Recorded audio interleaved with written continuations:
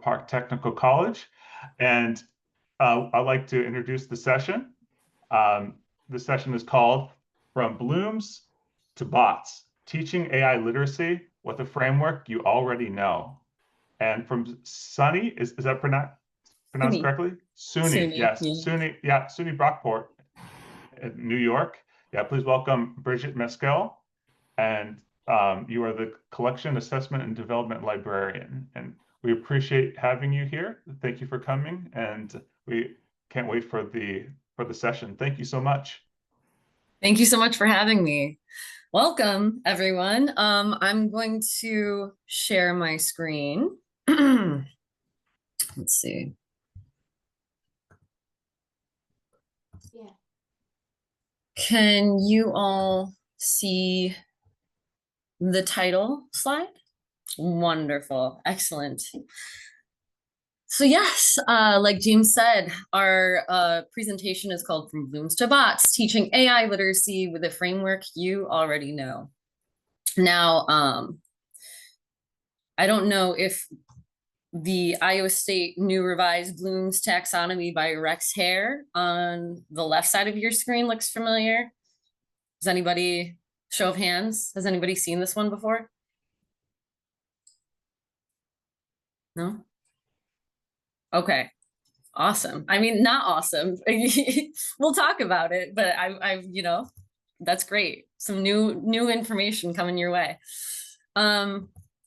So like we already established, Nicole is not here with us today, but that's her lovely portrait just above mine there. She's our research and instruction librarian. And yeah, so we're two librarians who care very deeply about instructional design, faculty support, and student engagement. And we're excited to share how we've combined generative AI and OER to construct a tool that helps us on our collective journey as educators, as we navigate AI literacy in the classroom. In this session, I'm going to share an interactable OER that Nicole and I created together. This tool is meant to provide practical ideas for implementing AI literacy in the classroom, spark very open discussions about AI's presence in higher ed. I know there's a spectrum of opinions and they're all valid, I think. And we all need to just be open and honest when we're discussing AI. And also the tool is meant to foster collaboration with others who might have similar interests, or kind of like heeding to the call of AI and pedagogy. So we call this OER Bloom's Stay-IR case. It's a working title, but we put an emphasis on the AI there. And it's meant for you, anybody, to openly use or adapt for your own teaching and learning contexts.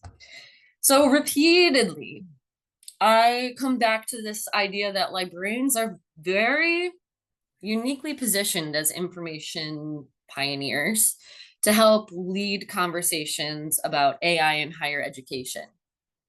I mean, we're experts in information evaluation, instruction, ethical use of technology and resources. All of those things are at the forefront of a librarian's mind, right? So it makes sense for us to help take initiative in modeling and supporting AI literacy. So the big question that we are posing today is, how do we scaffold AI literacy, leveraging open tools we already have adopted as educators? And our entry point here is Bloom's taxonomy. So I'm going to be talking about that. So AI literacy framework. I'm going to be talking about that. I'm going to be talking about AI's presence in higher education and kind of how we're all navigating it right now. I think we're all very aware that students and faculty are often navigating AI in the classroom setting without clear support or ethical guidance. Not all the time, but whoops, not all the time, but you know, it is a phenomenon that is occurring. My liaison areas as a librarian, we each, I don't know how familiar everyone is with the liaison model of librarianship, but I specifically cater to and help and provide instructional sessions and research consultations to students who are in art, music, theater, film, women and gender studies.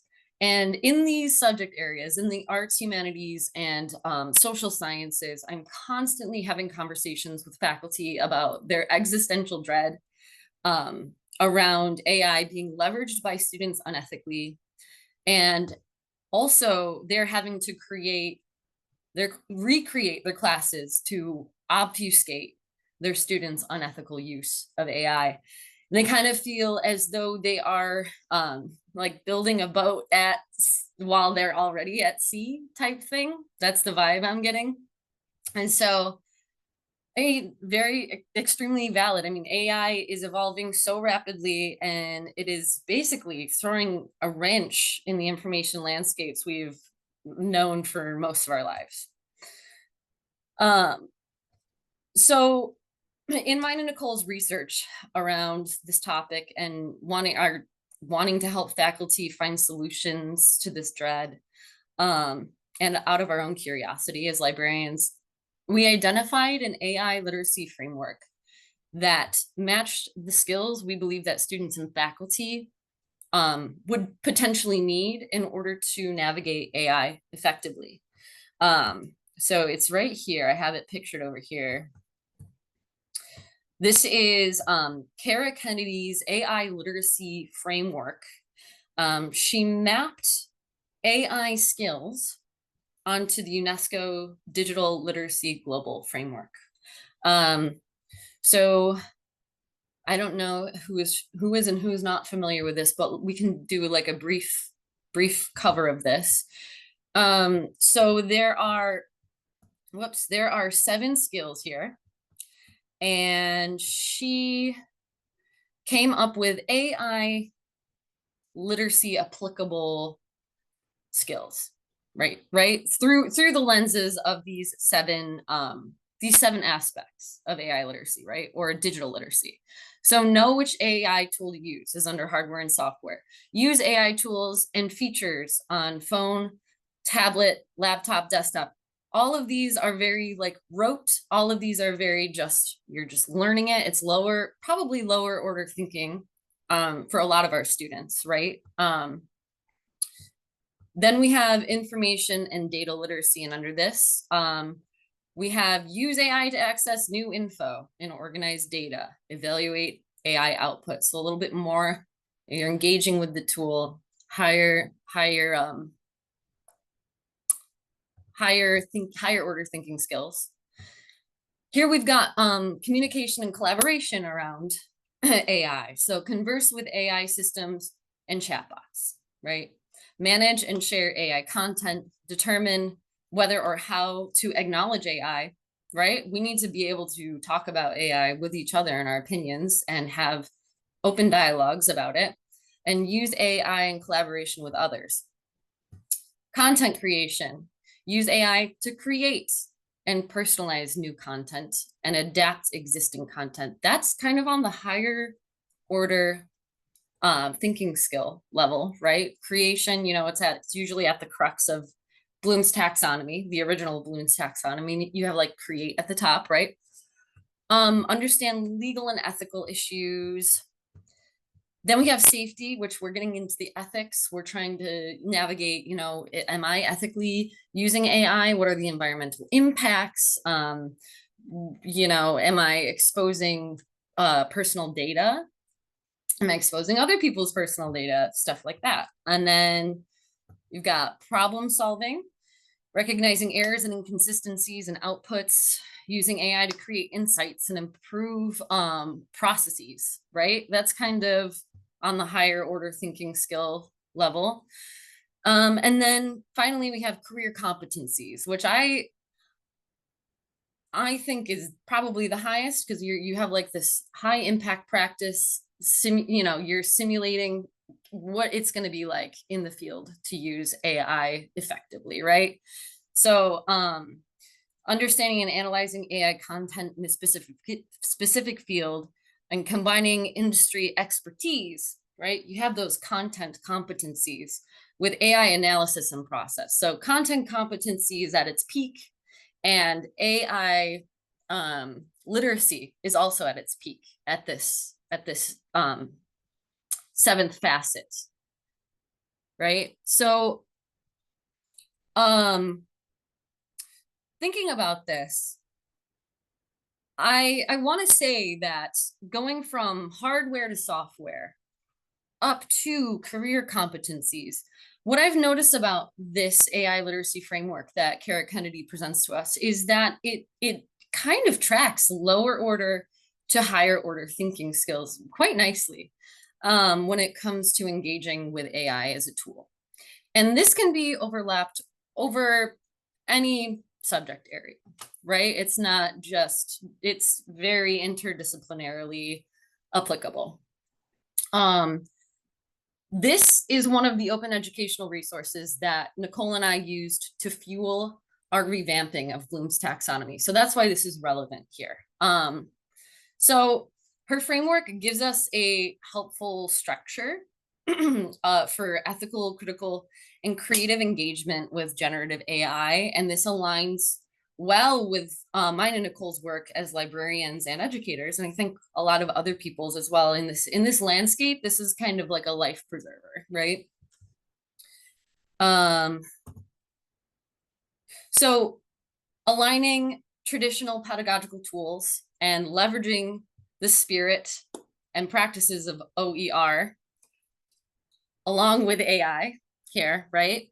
Bloom's taxonomy can be used as a rigid ladder rather than a flexible framework. And it was intended to be a flexible framework, I think. Scholars like Zafir and Hansen, who I have a snippet of one of their quotes here on the slide, have pointed out that Bloom's doesn't fully address metacognitive shifts in an AI era of learning, but it has the potential to, right? That's what it's meant to be, a flexible tool. So Bloom's taxonomy, like many other pedagogical frameworks, was created to evolve through time, through curriculum changes, technological advances. It is made to remix, revise. It's encouraged to change with the pedagogical and informational landscape. We should be taking advantage of this flexibility of Bloom's taxonomy in the face of AI, right? So our question is, how do we modernize Bloom's taxonomy without abandoning its metacognitive usefulness? So we're seeing that students are engaging with and using AI without sufficient content competencies or AI literacies, usually in lower level, 100, 200 classes. I mean, it is a phenomenon in the upper classes, but I think the 102 level classes, it's the hardest because you have these nascent minds that are there to kind of like learn the content competencies, but they're also faced with, the use of AI. So it's like, where do we balance where the rote memory exercises are a huge part of educating new students, right? So where do those stand in the face of AI, where they could just instant gratification kind of get the answer, right? Is rote memory exercise, are rote memory exercises still relevant? Like, that's a question I genuinely have right now in the landscape that we're in. So let's see here. There have been many evolutions of Bloom's advent, starting from 1956. You see in the bottom left-hand corner, the revisions have been in terms of the terminology used around pedagogy, the structure of pedagogy, who we're centering, and the technology and emphasis that we have, right? So for example, the 2001 edition changes, let's see, can we zoom in here? Yeah.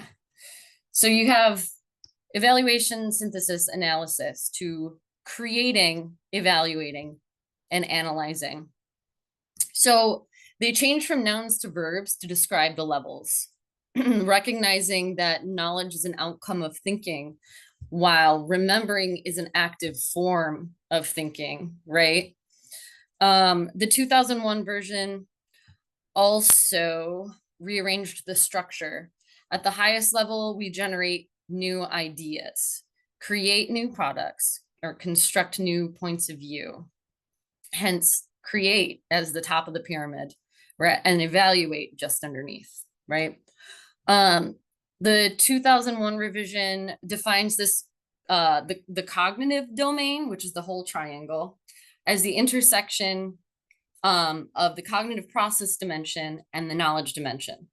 Now, this is not clear looking at this visualization, but this visualization, right, you actually have, it is still kind of a pyramid. It's more like a staircase, right?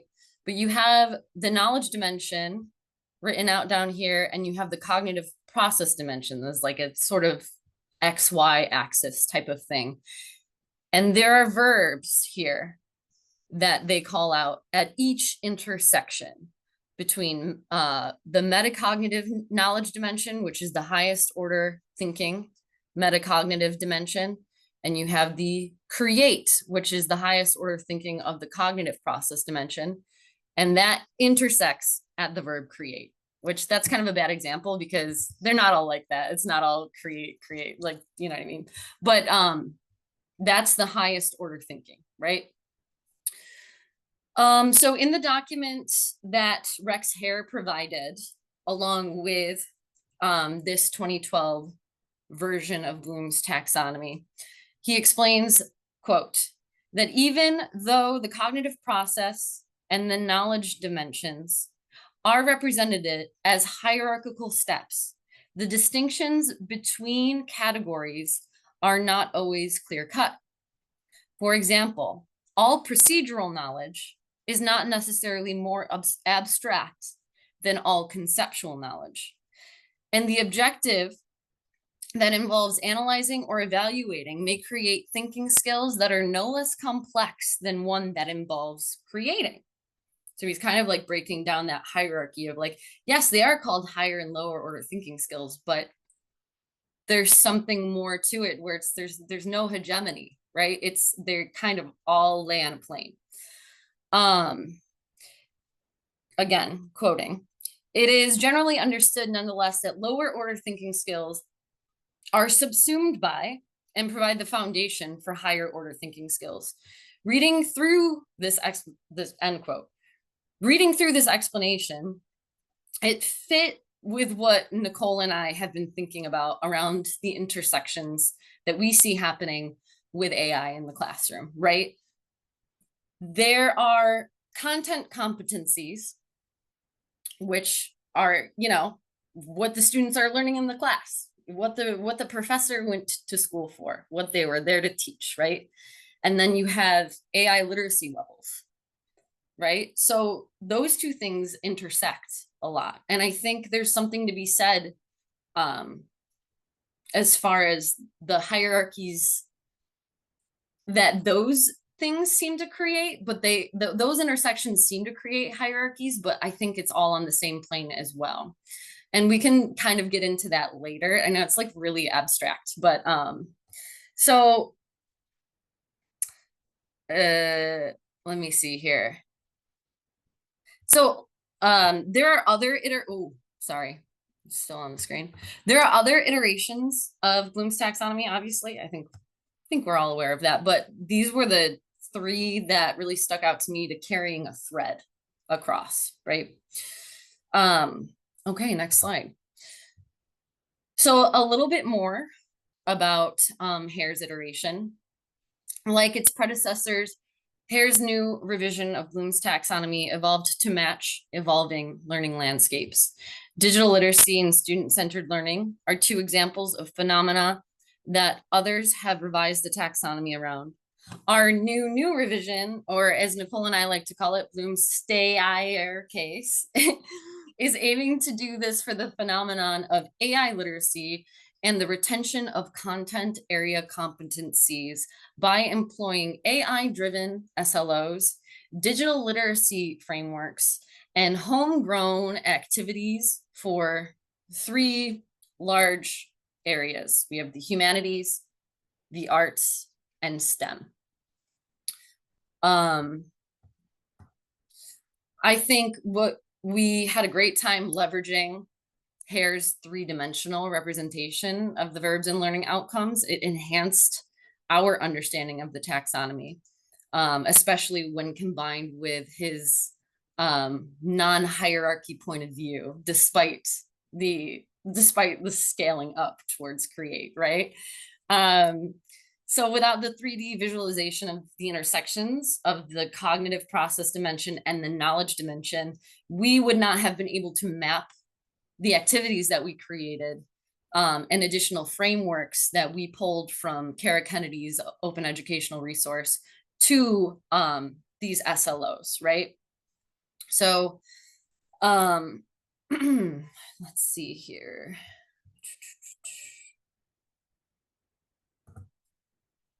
Now I'm going to move on to a demo of the tool.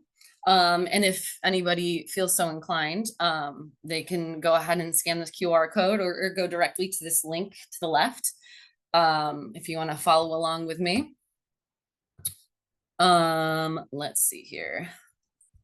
There's going to be me navigating which screen this populates on when I click this link, so just bear with me.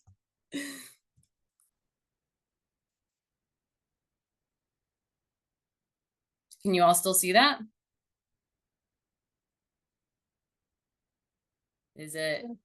I think we can Yes. still see the Sweet. QR screen. Oh, you can see the QR screen? Oh, shoot. Okay, hold on 1 second. Stop sharing.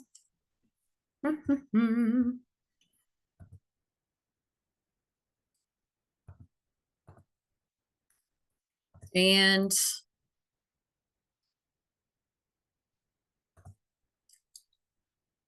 you should see mine and Nicole's tool now. Yeah. So this is what you should be navigating to if you did scan that QR code. So here is the landing page, right? We have Rex Hare's Bloom's Taxonomy 2012 version from Iowa State. I also want to plug that we have CC BY down here, and we have our names linked to our LinkedIns, I think. If you ever want to click on that, be my guest, we can connect and chat. So here we have an interactable version, right? When we hover over these buttons, we can select one of these verbs. Now, like we said before, these verbs intersect between the knowledge dimension and the cognitive process dimension. Those were the blue and red pieces of writing. Nicole and I forgot to code those on each side, so just pretend that those are there. So you see this list of metacognitive, procedural, conceptual, and factual.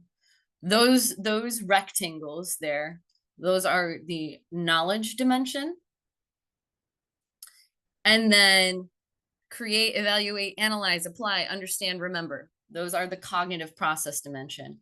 And at the intersection of these, we have a little verb that we can say is the combination, it is the synthesis of that knowledge dimension with that cognitive process dimension.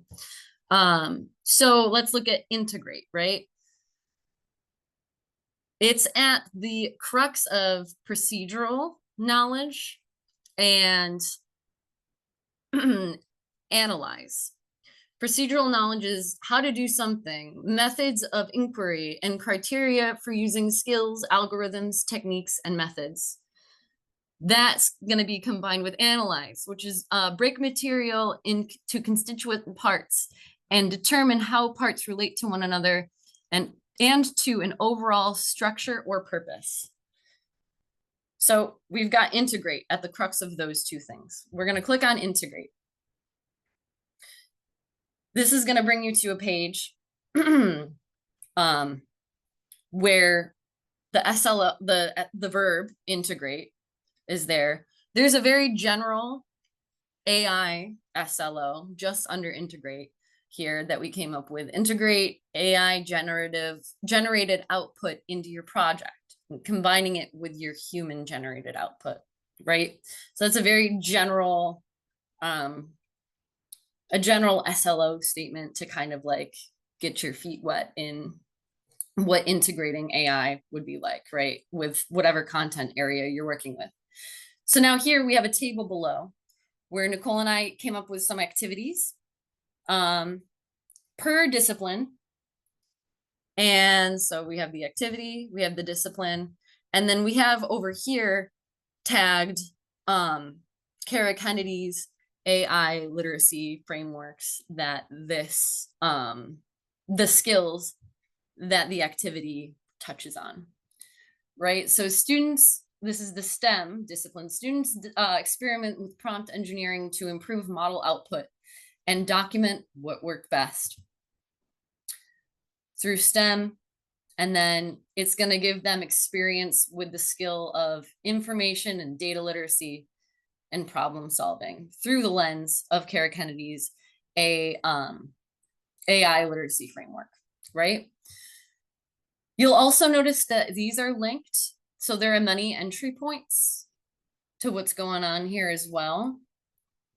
Let's actually, before we go into one of those, let's look at another one. List ways in which AI would be ethically useful in your subject area. This is kind of cutting through what Rex Hare was talking about the non-hierarchical nature of Bloom's taxonomy. Though list is a lower order thinking skill, right? I think being able to list ways which AI would be ethically useful requires something beyond rote, right? Beyond rote memory. You have to have experience navigating that tool. So, and then, yeah, we have arts and humanities, all the good stuff here. So, oh, actually, I'm going to go back. So you see, these are linked. So, this is kind of a filter on the tool. You can select, say you're, a music professor. You can select the arts tab and it will bring you to all of the activities that Nicole and I brainstormed. It touches on the verb that the activity would be engaging. And then it has Kara Kennedy's AI literacy tags here, right? Say you're interested in having a lecture on the ethics of AI, right? So here you can select safety. And you can kind of look through the list of the ethical SLOs that Nicole and I came up with through the lens of the Bloom's staircase, right? And again, you have the verb there, and then here, just to filter through, you have the discipline as well. So you can definitely tell that this tool was created by librarians because there are many different touch points for discovery, right? So while you can select these, you can also just go browse all activities, right? And eventually we're going to filter these so that if we wanted to have just arts here, there could be a filter here for you to interact with at some point, but that's down the road. So if you just wanted to browse all activities, you're just curious, you would just like, let's see here. Deconstruct, analyze our own AI usage patterns across tools, text, image, and audio, and explain when and why they shift strategy.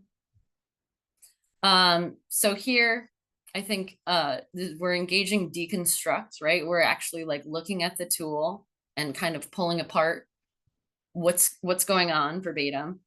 It's the arts. And it's we're looking at hardware and software. What are the inner machinations of the tool, and career competencies, right? You need to know how AI functions if you're going to use it in your field. Let's see here, back to home. So you can browse all activities like that. You can browse by AI literacy framework. So if you want to go to hardware and software, look at the activities that we've mapped to hardware and software, see where they're mapped as far as the SLO verb and then the discipline as well. This is essentially a database for activities in that would help cultivate or kind of help you while you're brainstorming how you want to integrate AI literacy into one of your class's main SLOs, perhaps, right? I have a few professors who are really keen on getting at least one of their SLOs to be AI literacy based, right? Or just digital literacy based in general. And they said that this tool has been pretty helpful in helping them brainstorm, or even just coming and talking to me or Nicole about our thought process along the way. So then here we have activities by discipline. So say you're a humanities type professor and you want to cut through, you don't need to see anything about STEM, you don't need to see anything about the arts, you just want to see all of the things, all of the activities that the humanities facet has to offer, right? This is just, like I said, a database. But yeah, does anybody, before I carry on, I kind of don't, should I open up this can of worms? Does anybody have any questions before I end the demo about what it can do, or something that they need clarification on? Because sometimes I just talk, so.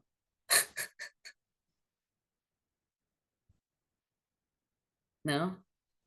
Okay, all right. I'm gonna move on then. It's, by the way, it's fantastic. It's really well set up and very, yeah, impressive. I think people have been saying that in the chat. Oh, sweet. Thank you. Thanks, everybody. Nicole and I spent ages on this, and we've been so excited about it. So we really appreciate it. I'm actually gonna get into how meta this is in a couple seconds, because hold your horses. Let's see here. Let's see. And we're back. You can all see the QR code again. Is that true? Okay, cool. And we are back. So let's get into the process of how Nicole and I created this tool. We used AI to create this tool. AI was one of the main collaborators, right? Nicole and I, we've coded. We haven't coded to the extent that we could have done this in the 9 months that we did it in. It probably would have taken us 3 years, if we're being honest, to get to the point that we got to in 9 months. So yeah, crazy. We used ChatGPT. We did a bunch of prompt engineering, both experimentally and reiteratively, right? We did coding. We used ChatGPT for a lot of the coding. We used ChatGPT for a lot of advice. For the longest time, we didn't really know where to host this. And we were thinking, should it be a LibGuide at our institution? We're totally unsure. And then like a week later, we were like, why don't we just ask ChatGPT where maybe we should host this? And right away, it was like GitHub. And I'm like, oh my gosh, of course, GitHub. So that led us to using GitHub to host our code and all that stuff. We got a website domain on Squarespace, but we haven't activated it yet. Like we're not using the domain yet. And then we also, oh, Nicole extensively. She used Adobe Illustrator to create the image of the staircase. Now, we didn't pull that from, like, Nicole literally just superimposed vectors over that so that we could have an SVG code. We downloaded the SVG code so that we could manipulate it to make the tool do the cool thing, like highlight the thing that your cursor's on, right? Like that kind of stuff.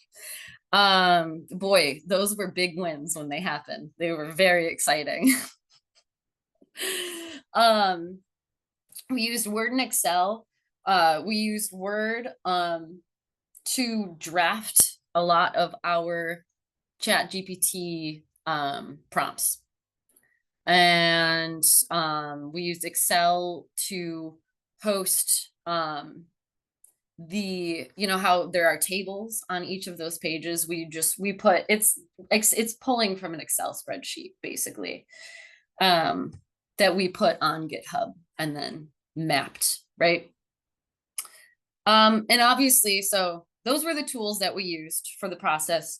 The frameworks we used: Bloom's taxonomy, Kara Kennedy's AI literacy framework, the UNESCO digital literacy framework, and of course, ACRL's information literacy framework, right? This project was homegrown from so many OERs with very few paid or institutional subscriptions, right? We had Adobe Illustrator through our institution, and then I have a paid subscription to ChatGPT because wow. But yeah, those were the only two paid things we used. If that's not OER, I don't know what is. So just looking at time. Okay, great. Talking about classroom implementation. So what do you do with the tool we made, right? Say you have a professor, like I said earlier, I actually do have a professor in music studies right now. She's an ethnomusicologist. She's struggling with AI.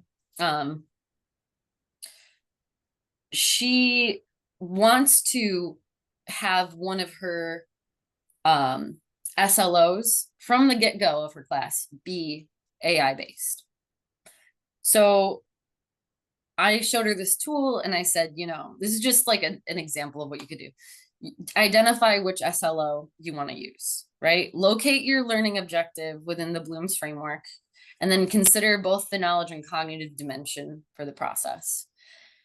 Then you would go in, you would select your activities, choose activities from the model that align with your SLOs, and consider your course content, obviously, and like how you center your students. I think customization is one of the most important parts of this. I think faculty should adapt the activities to their specific discipline and course, and modify complexity based on student readiness around their content, competencies, and their AI literacy skill level, right? And then, of course, evaluate impact. Now, I know there's a bunch of evaluation things that we're already asked to do administratively and whatnot. I don't know when or if any of those are going to become geared towards using AI, and how effective are you using AI in the classroom? Who knows? Who knows? But I think starting to now is probably a good idea.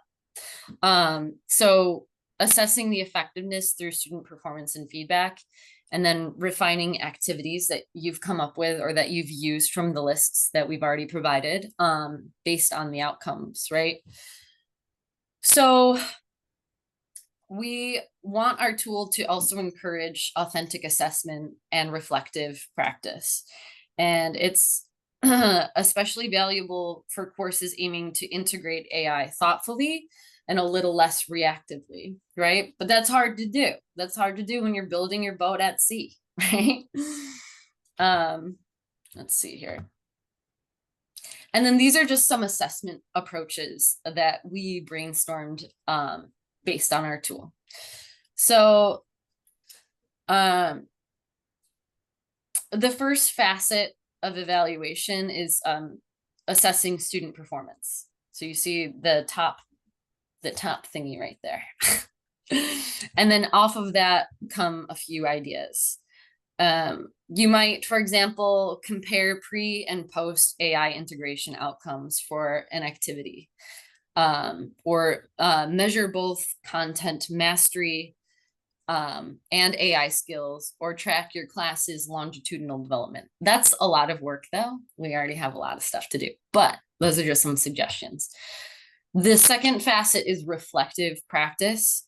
Through this lens, you might have students self-assess their AI competencies by journaling in order to document their AI journey, or perhaps peer review their cohort's AI assisted work.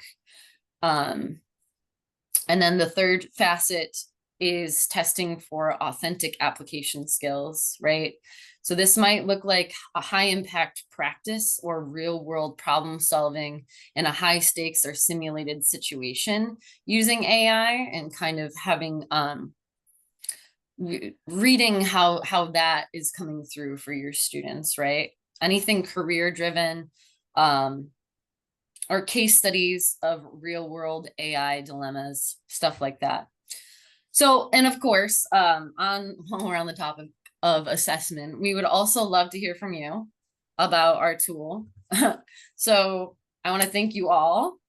I'm ending like very early, so we've got ample time for discussion if we want to, and if not, we can just all get like 15 minutes back. But thank you so much for being here and for all of your lovely comments. I can't wait to go through the chat. But so I have a QR code here that links to a Google form. It's I believe a 6-question survey about the tool. If you have time to take it, it would mean so much to me and Nicole. And of course, we always want to keep on improving and hearing and collaborating from with other people. So thanks for your feedback in advance.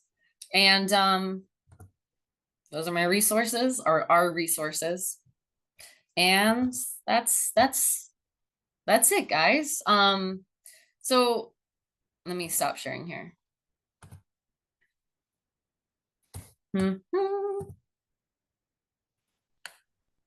Yeah, fantastic work. Please, if anyone has questions, go ahead. We have time.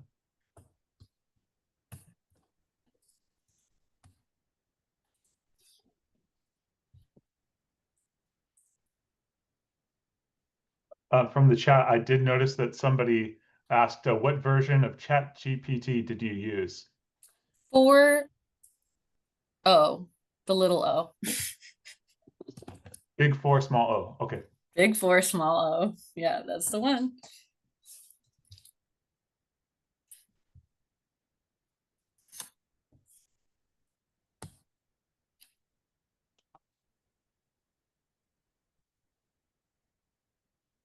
It's a really impressive, like way to show that framework. Where did you get the idea to build something like that? So Nicole and I were working on an ACRL cookbook recipe. I don't know if anyone's familiar with the ACRL cookbook, but it's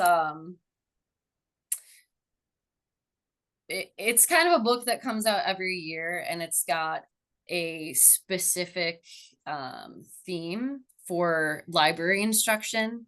And this past year, it was AI literacy. So Nicole and I were sitting in my office, and we were talking about Bloom's taxonomy. And I'm shocked. She is the instructional librarian between the two of us. Like I'm collections assessment, development, all the way, right? She has years of experience with instruction. So she's very insightful. I was shocked. I mentioned the Rex hairs. I'm like, of course you know this. And she's like, what is this? And she was obsessed with it. She was like picking it apart. And we kind of like were like, why don't we do something with this? Why don't we publish on this? Why don't we analyze it a little bit? And then finally we were like, let's make a clickable version of this. So it kind of was I I'm personally extremely inspired by that version of Bloom's taxonomy. It was the first version of Bloom's taxonomy that I was ever exposed to, and therefore I thought it was the original. Nicole like knew the history of its evolution, and like we went from there. We kind of went crazy. If that answers your question, I don't know. And Nicole's a wizard at AI prompting. Like she truly is my better half, I must say. Wow. Yeah. Thank you so much. Are there any other questions?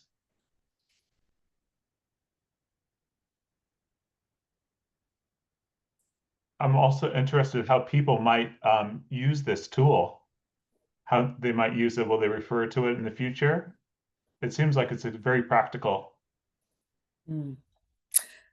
I think um that's going to depend on mine and Nicole's ability to keep up with the evolving landscape, right? Because there are things that are becoming obsolete so quickly.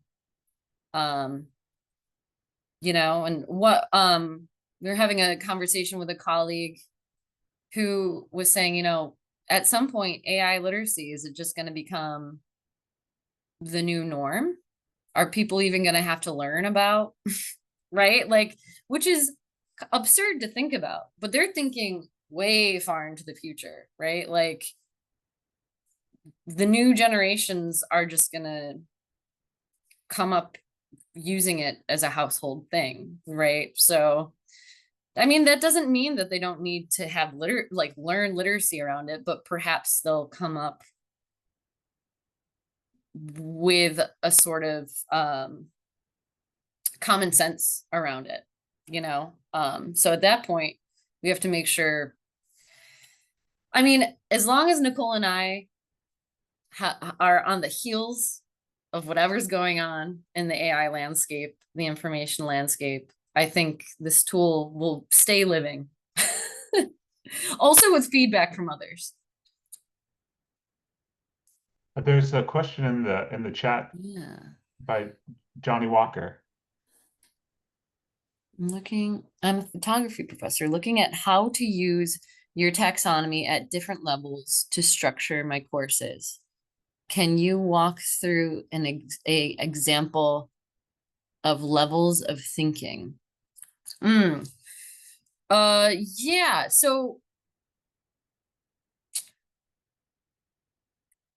I'm thinking, as far as levels of thinking go, are you saying at the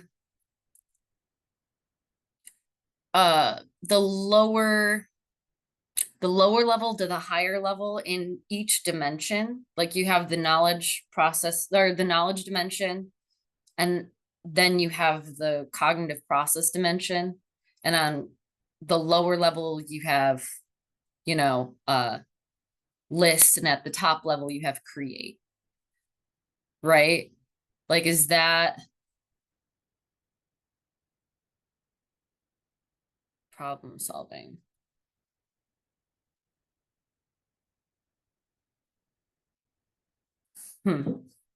Levels of thinking, problem solving. Maybe do you have an example? If it's okay for me to chime in. Oh, of course, please. So photography as a example of solving problems relative to light, right? And so you have principles of light physics that develop a creative output. And so I'm just wondering how you would separate this taxonomy so um, you're applying the right SLOs, I guess, for 100 level classes to 200 to 300 level classes, Hmm. because it's not just clicking a picture, but Right. it's really knowing the principles so that you can sustain a system that clicks better pictures every time, right? Right. Kind of hone that. I mean, I think if we're talking like literally from lower to higher, regardless, I mean, I don't know how we would apply. I would have to sit down and think, I think a little bit about how we would apply AI to this. But I mean, of course, the lower level thinking skills. I'm thinking of, having your students, maybe at the lowest level, and I'm saying that without hierarchy in mind, right? Having your students um do a project or an activity where they adjust things about their camera, like shutter speed, and it's things that affect the light intake, right? And maybe they take down data about, oh, when the shutter speed was at this, it was way darker. When the shutter speed was at this, it was way lighter, and like kind of organize their data, right? And then they'll learn how to define shutter speed, right? High shutter speed means this, low shutter speed means this. Yes, that's all baked in pretty well. Yeah. And so what I'm intrigued by your tool, right? And I'm trying to see how to make that fit Yeah. so it achieves advanced, structurally achieves advanced levels. Maybe nuance is Mhm. the right word, to the point that you get up to creating, Mhm. which is I'm not really sure how you defined creating, but Right. It depends on the subject area, right? I'm just trying to see, because as an art or an art form of science, it seems to me that there could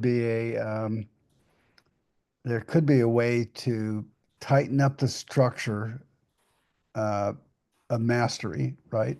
So that the students really know that I'm clearly at a 200 level. I'm clearly at a 300 level, right? Yeah. Uh, by where I fit on your staircase. Is that maybe I'm just walking down the wrong path? Well, I mean, you pose an interesting idea because a lot of a lot of the way I view the staircase is any any course level, 100, 200, 300, 400, 500, whatever. Any course level could ask of a student to do any one of those verbs, right? 100 level students can create, right? There's no hegemony between lower or higher order thinking school skills. And I think through asking a lower level student to create,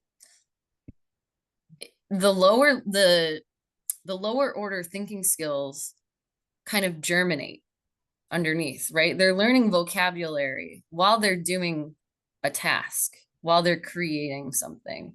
Like the shutter speed collage, right? Like say they do a shutter speed collage, and then they're learning about shutter speed by creating that shutter speed collage of pictures.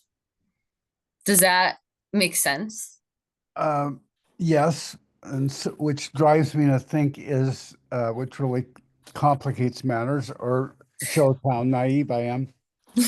Um, Not, are there no one is multiple naive, please. are there multiple staircases? right? Where you have this master staircase, right? Mhm. Are there multiple staircases where you have a 100 level person go through every step, right? But there's a different definition behind a 400 staircase.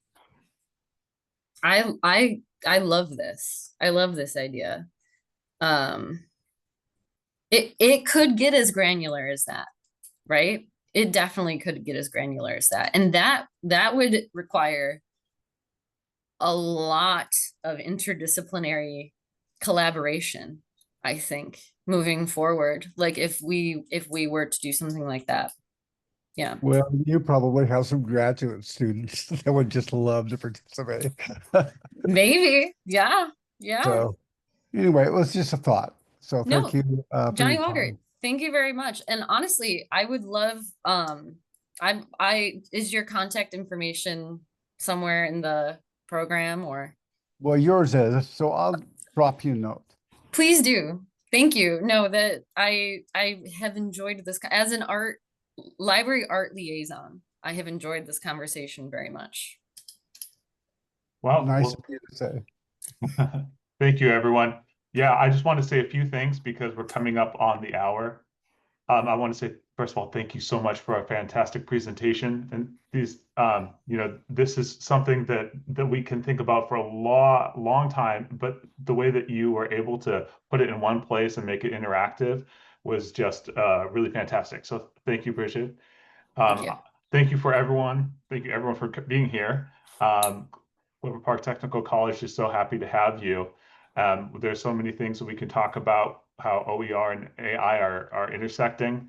And so it's just a great opportunity for us to share and talk. So this will be the end of day one. We will have more sessions. We have a fantastic keynote tomorrow. I'm starting at 9 a.m. Pacific time. And so if you have any questions about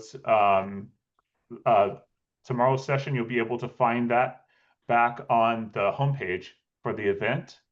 All of these sessions are recorded, so you will be able to reference them, and the chat. The chat is also going to be available in the future. So thank you so much. We're going to have to end right now, but thank you so, again, thank you. We really appreciate it, and have a wonderful day. Bye-bye, everyone. Thank you again. Thank you. Bye-bye. Thank you so much. That was amazingly fascinating. Thank you. So, I mean, I followed everything. I was in a different zone. So That makes me so happy. I appreciate that a lot. And you're so creative. I thought the examples that you gave, Johnny,